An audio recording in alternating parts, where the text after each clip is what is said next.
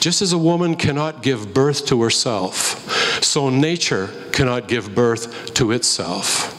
In other words, in order for nature to have brought nature into existence, nature would have had to exist before it existed, so that it would be in a position to bring itself into its existence.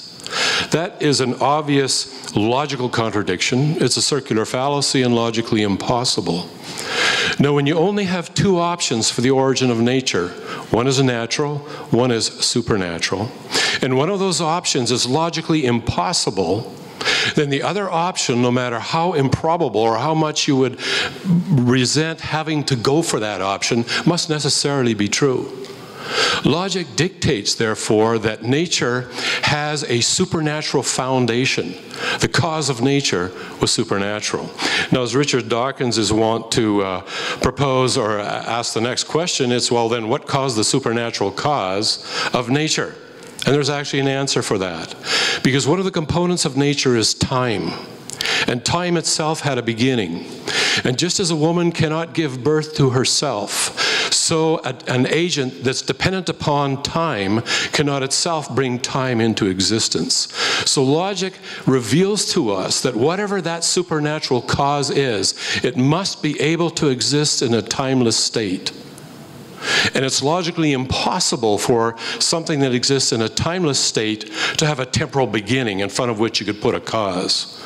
Therefore, all the causal chains of this world converge on this ultimate supernatural foundation for reality. But we can go further than that. Modern science has discovered that the universe itself appears to be fantastically fine-tuned to be able to support life. Penrose, for example, who is a colleague of Stephen Hawking, has crunched some numbers and found that the chance of getting any universe at all capable of supporting life is 1 chance in 10 raised to the 10 raised to the 157th power. Fantastically improbable.